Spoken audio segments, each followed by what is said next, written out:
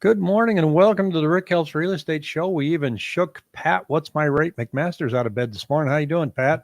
Good, Rick. How you doing, buddy? Do you have your coffee? Yeah, well, yep. As always.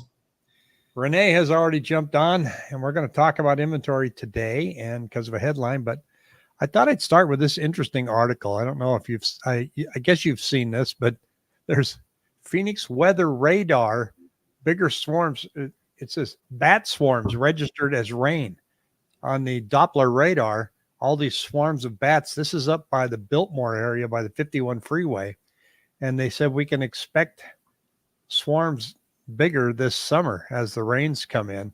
And there were so many bats that it looked like there was rain in Phoenix. And alas, there was not. I'd like to just kind of sit up there and watch it. So there's a big bat cave down by the Karshner Caverns down by Benson that they come out every night about 6:30, 7:30 right at dusk. And you can just sit there and wait for them just like clockwork. Out they come. So something fun. So Pat, here's the headline of the Cromford today. And now I've always said a large percentage of a small number is still a small number. And I'm not implying that inventory is not going up, but there's always devil in the details. And this one's interesting. It says the number of single family attached homes available in the active MLS listings has increased by 57% in Greater Phoenix since this time last year. And it says, and I kind of made this go out a little bit further, the additional supply in the face of chronically depressed demand has given rise to a weaker market, which is currently very close to a balance. Despite this, some segments of the seller's market are still seller's markets, while others favor buyers. Below 3,000 listings went up by 94%, 300,000.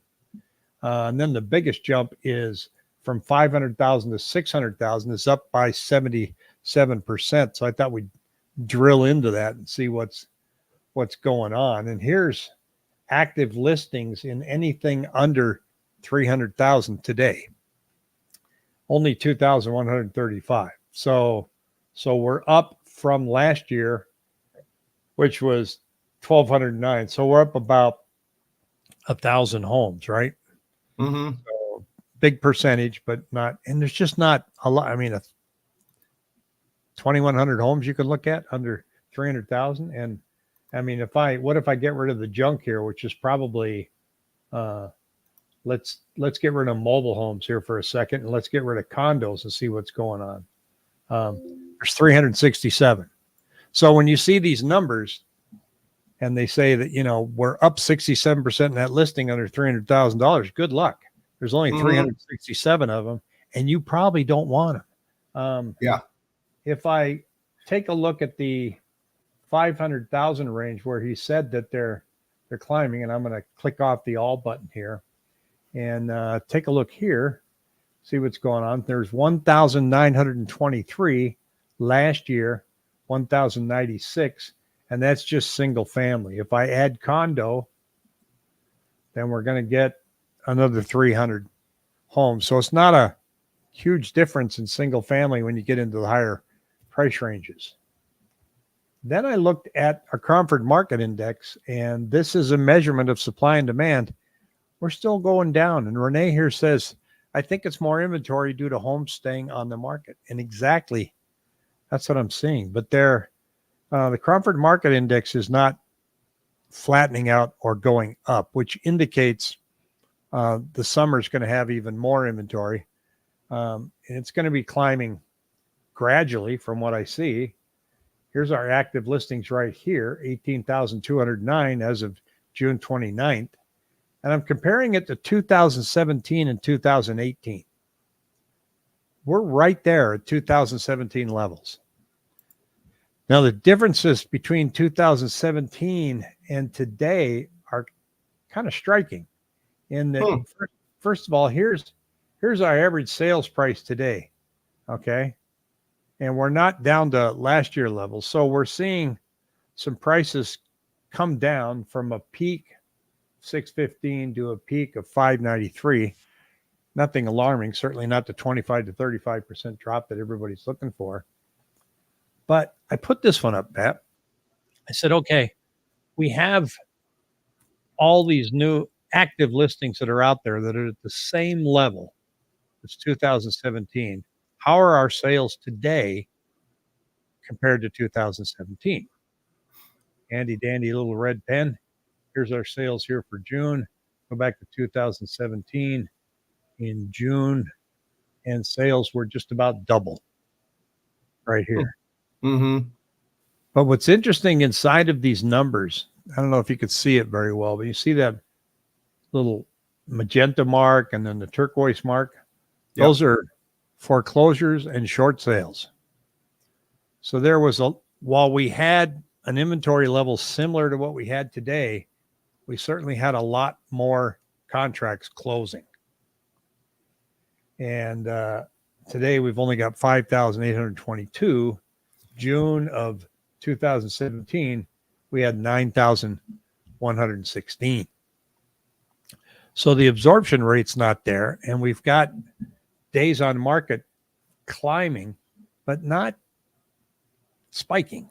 Everything I see isn't flying up and becoming alarming. It's just slower.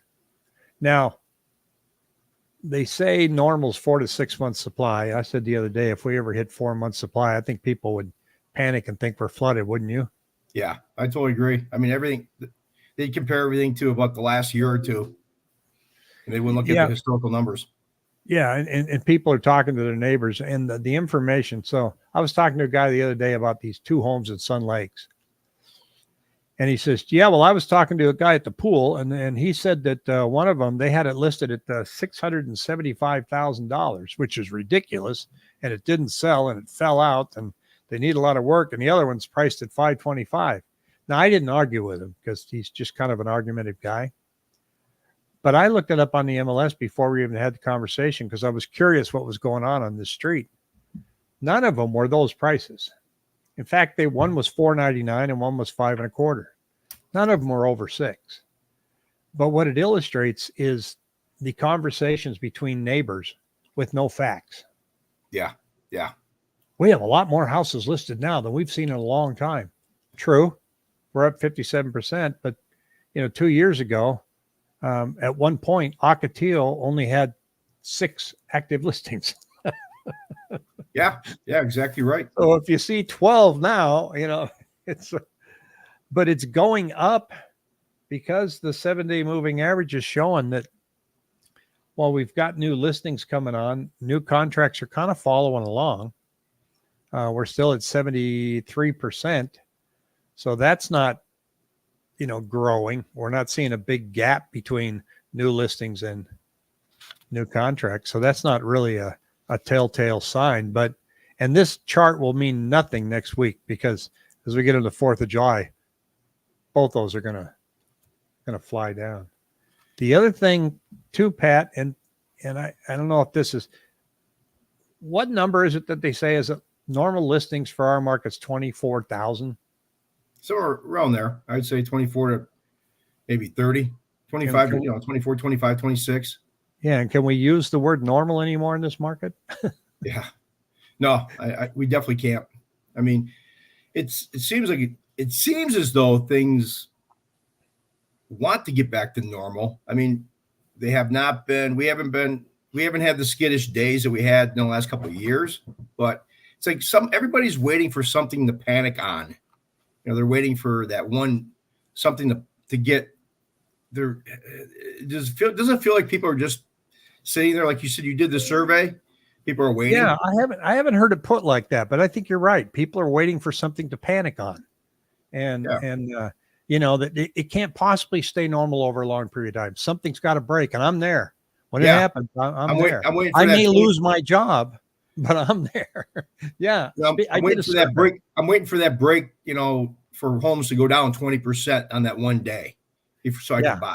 Yeah, they'll be right there because we know that the institutional investors will have no interest in that whatsoever. Yeah. And so, but here's the survey of our loyal subscribers. Out of 62 votes, I said, how would you describe your home ownership situation? Only 10% are waiting to sell. Now, I thought that number would be a little higher because you're hearing about the lock-in effect. And I thought with downsizing and everything, and we'll see how many more weigh in on this survey, because 63 votes in a population of almost 5 million is, well, it's kind of slim. Yeah. but 10% say I'm waiting. Now, I don't know what they're waiting for. I didn't go into a lot of detail here. 61% are waiting to buy. This kind of almost mirrors what you've talked about nationally, right? Yeah. Yeah. It was like what that one article I read several months ago is they said 70% of people are waiting to buy. And out of that 61% we have here, there's probably 50% waiting for bad news. Yeah. Yep. But the problem is when the bad news hits, for a fact that a majority of those people are they're going to be paralyzed by the news. Yeah, it's hard to buy. And we saw that in 2010. Yeah. I mean, houses were an incredible bargain, and nobody was going to make a move. I was looking at foreclosed condos. I was talking to my wife. I go, let's pick up a couple. Oh, no. Now, even a realtor, no. Foreclosures are not a big deal, not a good deal. Well, we bought a foreclosed home in Fountain Hills. I'll tell you what, it was a hell of a deal. Yeah. After listening to her for 18 months going, oh, no. Well, that's a human, like you said, data, my data trends in psychology, those three components. I mean, people back in 2010, I literally, if I had $1 for every conversation I had telling people, I go, it just felt like the market was just brutal. And I told people, I said, you're buying at a great time. You are buying at a great time. They're like, well, I hope so. And things were down. I mean, look now. I mean, looking back on it, it's, they always say when the perceived risk is the highest, the actual risk is the lowest. Well, homes in the city of Maricopa, I remember driving my vice president down there once, and we're looking at this 3-bedroom, 2-bath home facing a golf course for $89,000 with a pool. And he just couldn't believe it. Now, the houses that were surrounding you were all vacant. They were all in, nobody was living there. Nobody was taking care of their lawns. It was pretty. So you got to be able to absorb the beauty of the area when you get into something like that, because it was looking pretty bad. We've still got here 6% ready to buy, 3% ready to sell, and 19%. They're just not sure. But when we were talking earlier about normal for listings, normal, they say real estate statisticians that it's about 24,000. But it's 24,000. Would you consider that normal now when we look at our population growth here? This is in 2010, we had 3,825,000. And in 2022, when this survey was done, the census, we have 4,551,000. So normal listings, again, normal, I don't know, it's probably 30,000. Yeah, probably right. Maybe. Based on those numbers. But then if we had 30,000 with this tepid sales amount that we have today, then yeah, you're going to see prices come down. But that doesn't happen overnight. So we are seeing a slow drip going into the summer here, where active listings, new listings coming on, the asking prices is finally coming down. And it's not coming down by leaps and bounds, but it is, see if I can find it here. New listings. Oh, I'll find it here in a second. Boom, boom, boom, boom. But I mean, list price per square foot. Here we go. And you're seeing that we're down here to 364. We're $4 a square foot lower than we were during the optimistic time during January, when everybody says, I hear it's good. My neighbor said, I was at the pool, that it's going to be good. And we're finding out it's having a hard time moving. Now, some of this is seasonal, right? Every year the asking price goes down, with the exception of down here where for some reason it went flying up. What year is this? This is 2020. Everything went nuts in 2020. So the optimism for going through the summer is not there. It's pessimistic. Pessimism breeds people, for lack of a better term, sitting on their hands. There's no economic data coming out this week that's going to jolt the bond market. I think, when is the next CPI number coming out? Next week. next week. Well, actually, we've got some news coming out Friday. We got the unemployment rate on Friday, and we've got we have Powell spoke this morning. He was talking about inflation. He said inflation will be in the mid to low twos a year from now. These are some of the topics they had mentioned. So the U.S. this is off my MBS Live. The U.S. is running a very large deficit at a time when we're at full employment. And he said, another comment he made, said Fed has made quite a bit of progress on inflation, but needs more confidence before cutting. So, I mean, it's been one of those, there's a little bit more Fed speak coming out, but yeah, that's pretty much where we're at. I mean, well, that one comment's probably why rates went from 7.06 to 7.14. Yeah. I mean, it's been kind of interesting and mulling around, somewhat a frustrating day for the markets. I mean, there was some news obviously on Monday. We saw, I mean, right now the market, the 5.5 coupon's up 23 basis points. So it's having a decent day, but I think there's going to be some volatility based on the fact that some of the bond traders are probably taking off Wednesday. They're going to make a 4 or 5 day weekend. So you see a lot more volatility on holidays because there's not as many traders to, work in the market. But it's been a bit volatile. Once again, just muddling along here. I mean, rates have kind of spurred up to low sevens. They were kind of, you could have gotten, high sixes, but now it's, basically, I mean, there's some lenders right now quoting right now. I know I didn't share my screen with you. I can probably do that here. If you just give me 1 second. I should have done this before, and I apologize. Forgot to do it. Well, let me show this while you're pulling that up. I like this Crawford Supply and Demand Index, and it hasn't been updated. It'll probably be updated tomorrow because right now this is June 1st. But right down here, the red line is demand and the blue line supply. When they cross, we start seeing downward pricing pressure. And I think they're going to just meet in the middle this month based on what I just showed you in the other Crawford Market Index. And that's sometimes a canary in the coal mine, not on a grand scale, but we definitely have some pricing pressure starting to show up a little bit. Wow, that's busy. That's not what you wanted to show me. Oh, no. I'm sorry. That's fine. Yeah. Good morning, agents. What's the investor activity in Phoenix? Have iBuyers, Wall Street, and rental investors left the MLS? What are they doing if they're there? Let me see if I can pull it up. I'm not seeing my phone rings off. It doesn't ring. They send you these text messages. Hi, Rick. This is Sarah. You got anything for me? And Tina Tambor went over that last week. Tina Tambor went over that last week, and she said the iBuyers have been pretty much non-existent this last year or so. Yeah, they're not buying much, and I've actually got this on the Cromford Public Report. So we'll both sit here and pull up some stuff. Here's some OfferPad, Zillow, open door purchases. Here we go. And let me know when your chart's ready there, Pat. So yep, 159. They spiked up from 78, and that is the month of May. So it's lagging. So that's pretty low compared to what they were doing. Oh yeah. And they were doing 700 a month on their purchases. What year was that? That was one. What year? 2021 and 2022. So their open door sales is 82.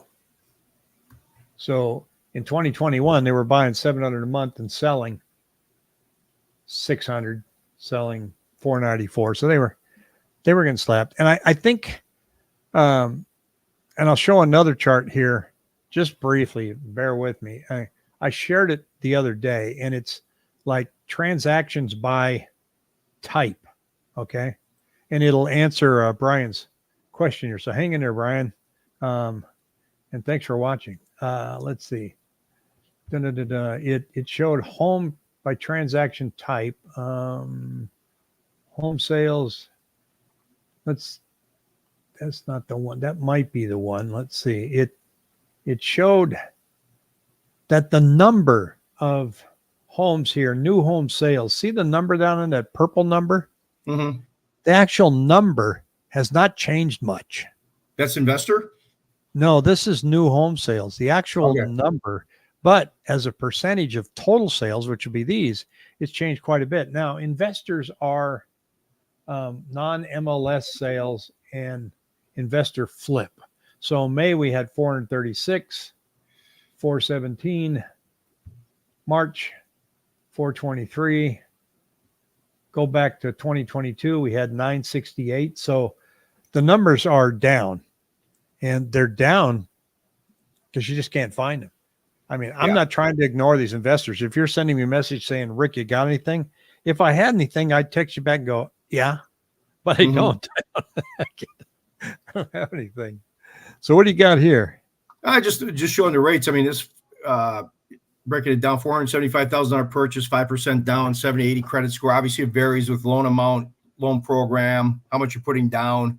But just to give you an example, right now, I mean, last couple of weeks, last month or so, we were seeing high sixes, probably 699, 687 was maybe a cost of $1,500, $1,600, $1,700, but now it's crept up to about a cost of like say 699 is 3,100 or 4,800 for high. This is just one lender on my loan sifter, but I mean you've seen rates creep up now from 687, 699 to a cost of 7 1/8 is now a cost of $1,000.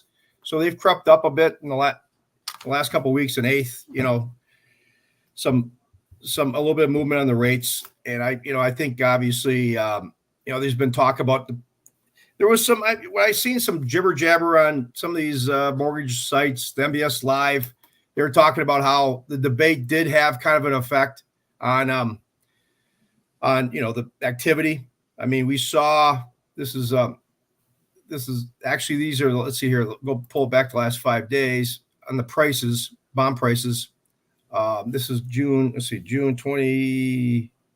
What was it? When was the debate? Thursday.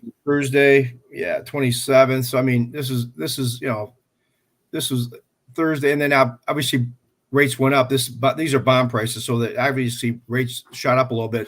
So there was some political jabbering back and forth. If Trump gets in, what's going to happen? But I think there's certainly this is going to probably have a little bit more of an effect on rates going than normal. I think it's just the way the market's been trading the last couple of days.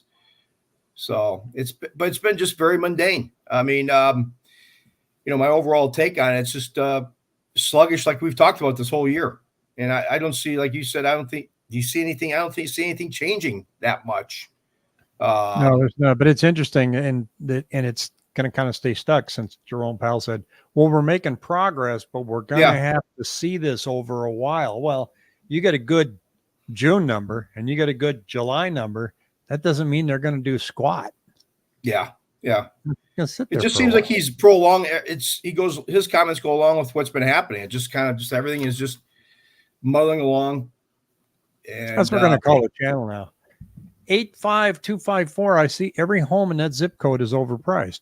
So I'm going to ask you, what is your measurement for price correctly or overpriced? And you're not saying you're not right, but if I look here, their inventory is 162 homes in that zip code compared to last year, 106.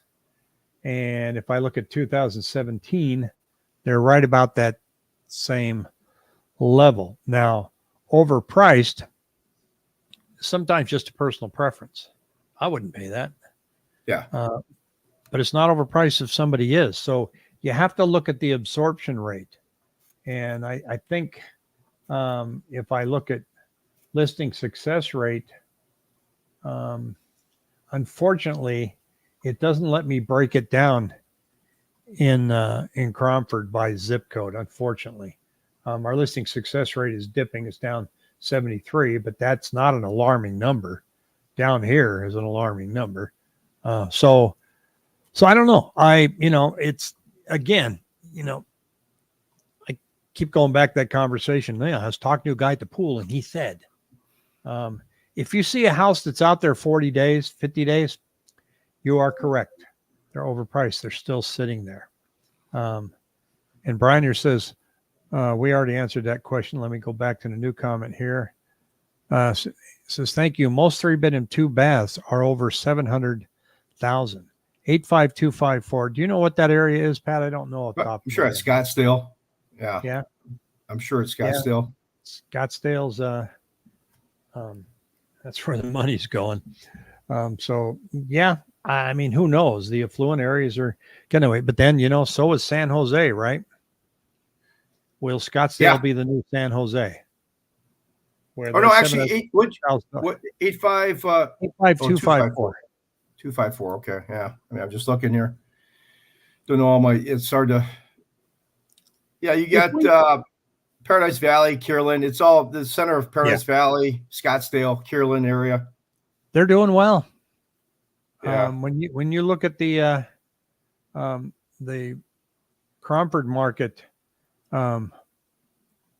also 50 listings at Optima Camelview, and they keep climbing. Overpriced. Clayton, yeah, I think so. That place is an enigma. I mean, it's a nightmare for real estate agents. You get somebody that wants to see unit number 2056 at the Optima, and you just go, oh no. You go in there, and first of all, you got to find a place to park outside. And you go down by the mailboxes, and they've got like this mesh up there where you hang your lockbox, and it's a sea of lockboxes. They're not in any particular order. The smart agents put on a great big piece of paper the unit number on the lockbox. The not easy to work with agents write it real small. So you're sitting there going, it literally takes 15, 20 minutes to find the lockbox. Now you open it up, you get the key, you go inside.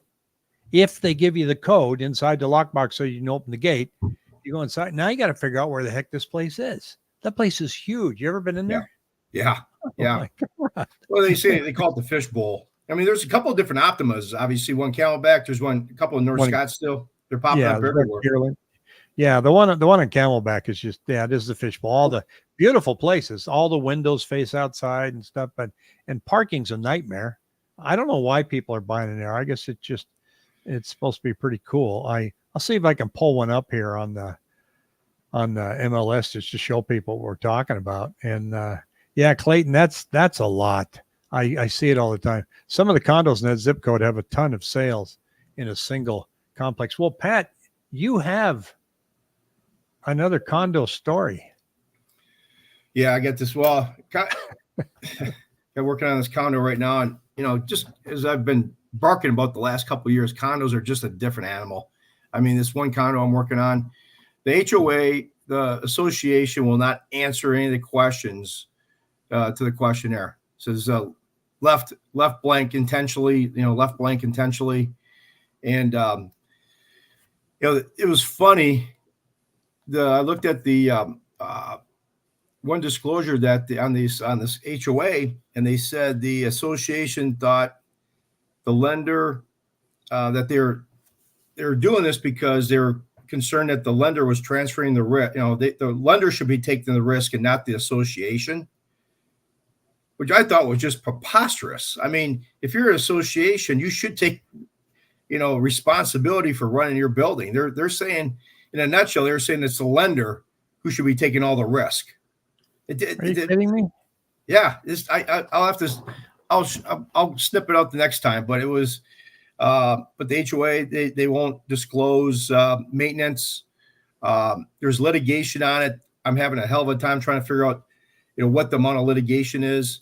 And I emailed. I called a rep yesterday from one of the lenders, and he just said, "Just condos are just the biggest pain for them. It's you got to do so much research, and there's no cooperation amongst the HOA." And I've heard so many horror stories on mortgage Facebook. These Facebook mortgage sites. People, these LOs complain about they can't get this, they can't get that. It's usually a third party association, company, and you got some guy or girl, in the office. They don't really give a rat's patootie about what they're trying to provide. It's just a circus, absolute circus. And total disregard that there's people on the other end that have got money tied up that they're waiting to Yeah. get this done. Well, and the thing of it is, this whole, not to get on the soapbox, but it always obviously stemmed from the Florida collapse, back a couple of years ago. Anything over five stories, they 5 to 7 stories or below, 4 stories or lower, and just talking the last couple of weeks and talking the last couple of days to people and just seeing stuff. The government basically implemented this overall, DeSantis passed this law, saying about the maintenance. We've seen stories about, we talked about, I think a couple of days ago, about the one condo guy, owner in Florida, owed $240,000 assessment. Yeah, they hit them all with a special assessment of 240. Yeah, they're hitting it with these special assessments now for maintenance, and they did this overflowing, one rule, Fannie Mae and Freddie Mac, and it's causing some major issues with condos. They're going to have to somehow loosen up something, because it's really disheartening to see. I was talking to a grade school friend last night, gave me a call out of the blue, and he said that he's got 5 acres up in Port Angeles, Washington. He got his tax assessment. His 5 acres, just the land, was assessed at $74,000 2 years ago. And now it's, what did he say it was? It was 190,000. And he goes, and now they're trying to pass another levy to finance the schools. And he's like, I can't afford to vote yes. It's just crazy. He doesn't have a house payment anymore, but still. Brian here says, I see some duplex, triplex, fourplex in Mesa I want to buy. They're overpriced and sitting for 90 days, but little price drops, 10K or so. What's the deal that you guys know? Is it wish pricing? Yeah. I mean, they're hanging in there. Now, I wouldn't be afraid to offer them exactly what it is you want. Sits on their 90 days. Yeah. They've had a couple tire kickers, but just be aggressive with it. It'll probably take you 4 months to get one, but you'll get your price. And it may not be that one you've got, but find a couple, maybe 3, and just stay on top of it. You got to wear them down. Because if somebody's selling a duplex or a triplex, they want to sell it. Yeah. They're not testing the market and go, well, I'm going to put somebody else in there. So yeah, if they're only coming down 10, then, I mean, that's not very much for a duplex, for crying out loud. So shoot them what you want. They're going to reject it, and then encourage your agent to say, don't reject it, counter with the price, because an offer is an open invitation to negotiate. And some people forget that. So it's up to your agent to remind them, let's keep it going.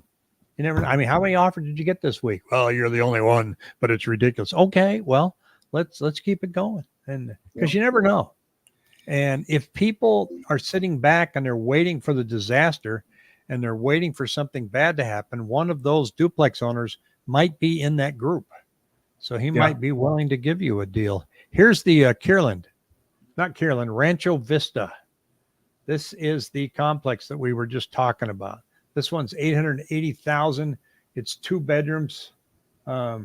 It's kind of cool. Some of these have got these great big patios. This one, this is not your condo there. That's downstairs, I'm sure. There's your kitchen. They're well done, but they mostly tout the amenities that they have in there. Yeah.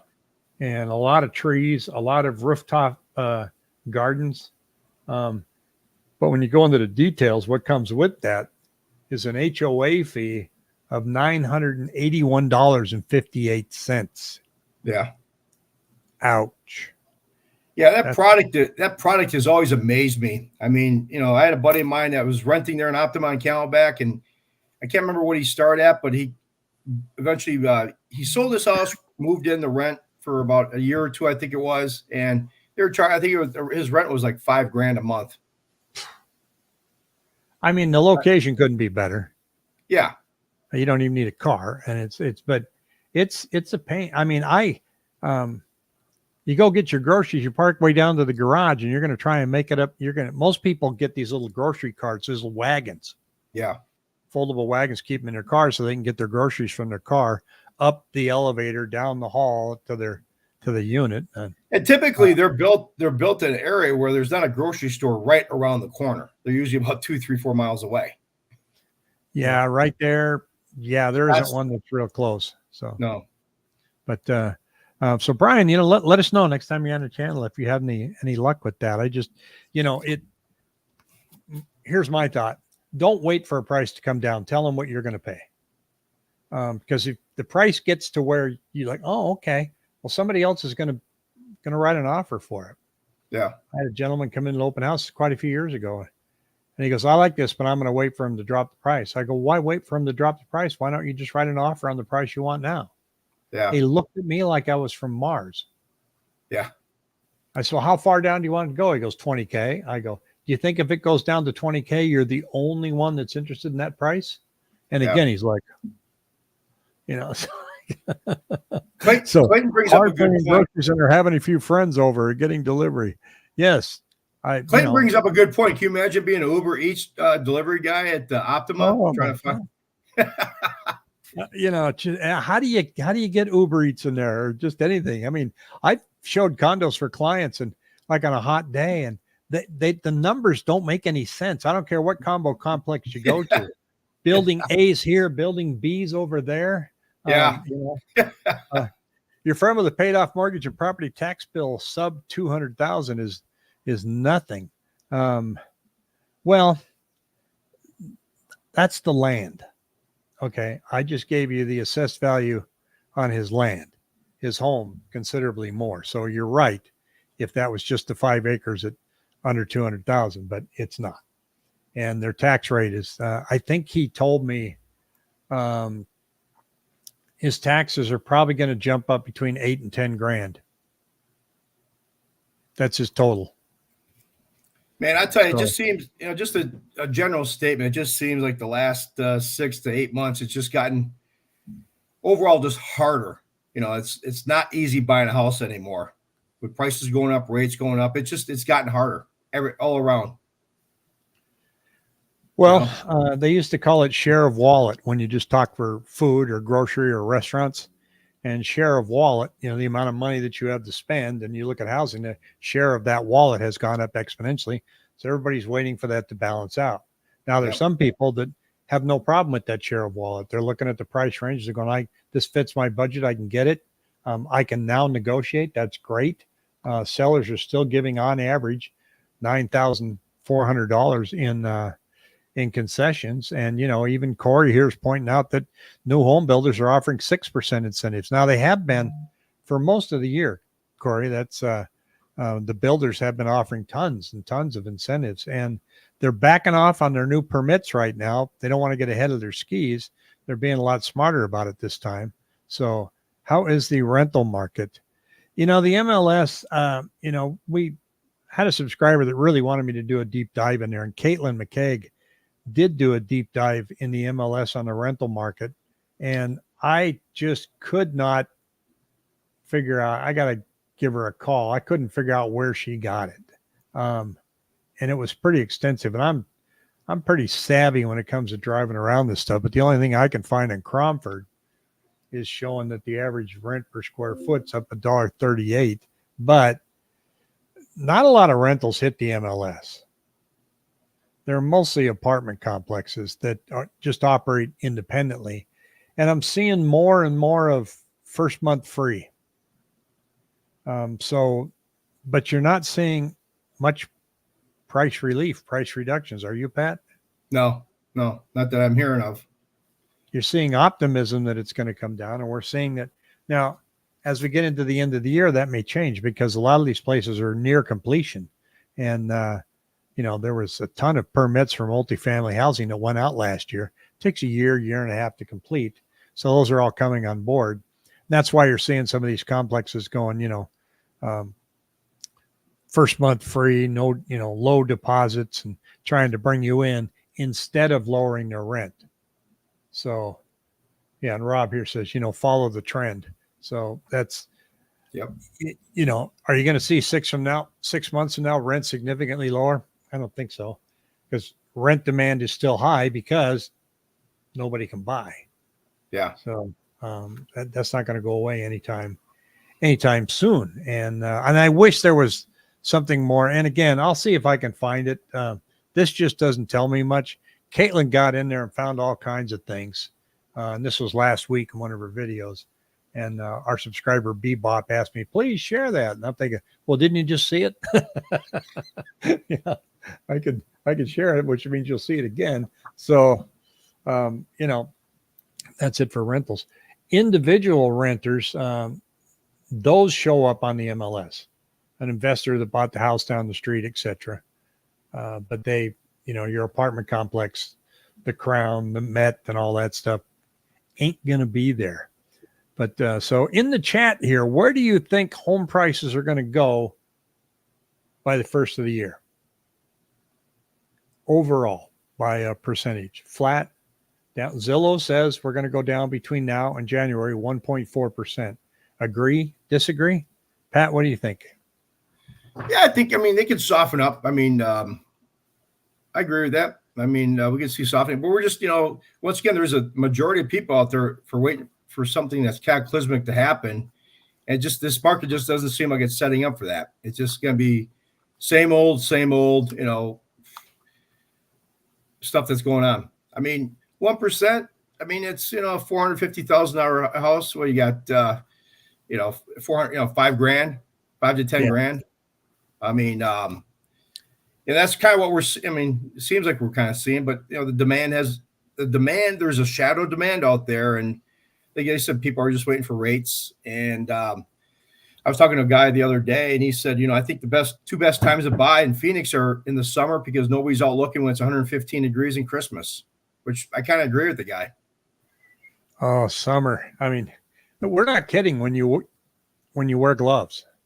Yeah. That lockbox, I'm going to whine again like a little school kid, but that lockbox that comes out that holds the key is black. That thing is as crisp as a cast iron pan. Yeah. You drop it out of your hand like, especially if it's in the sun. So I used to wear gloves, and you punch it with your phone, boop, boop, you push the little button and you catch it. And then I look around and go, is there any shade here? And I'd put it in the shade or I'd rinse it off. It gets hot. And then you want you want a car that's got a remote start because you just pull up to the house and you finally got your AC cooling the car off and you go, God, can I leave it running? It does get exhausting getting in a car. If you're a realtor and a client looking, if you're looking at 10 or 15 homes in a given day, getting in, getting out, getting in, getting out of a car, it's, but I don't think anybody's ever died from looking at homes in the summer, so. No. And open houses, they're not slow.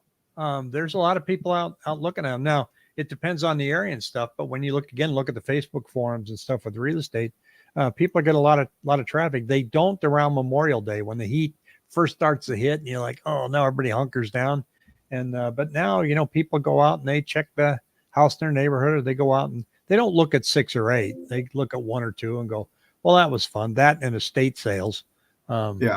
Estate sales are always a hoot to look at. I like looking at tools and see if I can get any bargains at an estate sale. But there was a estate sale the other day bumped into, and they had a wheelchair in there. Now, I'm not in the market for a wheelchair. It's a used wheelchair. How much do you think a used wheelchair should go for, Pat? What's that? How much do you think a used wheelchair should go for? $100, $150. Okay, you're right. They were asking 90. I thought that was a little rich, but I don't know the full retail cost of a wheelchair. But I thought, wow, that's up there. So, but if I need one, then I guess I'll go to estate sale. So, yeah, big plans for the 4th of July. Not really. No, just I'm dog sitting for 2 of my buddies. Got 3 dogs I'm going to be watching. So just kind of hanging low, just trying to do some work on the computer, get caught up. Watching them at your place or watching them at theirs? 1 dog here at my place and 2 at his place right down around the corner. So holy cow. 2 black labs that have the energy of a 5-year-old. So yeah. But other than that, just hope everybody's safe. Just make sure you come back Friday with all 5 fingers or 10 fingers. Yeah. Be smart about your fireworks. So yeah. All right. Well, thanks for the millions and millions of people that are watching. And Pat, have a great day and take on the rest of the week. Yep. You too, buddy. Take care, everybody.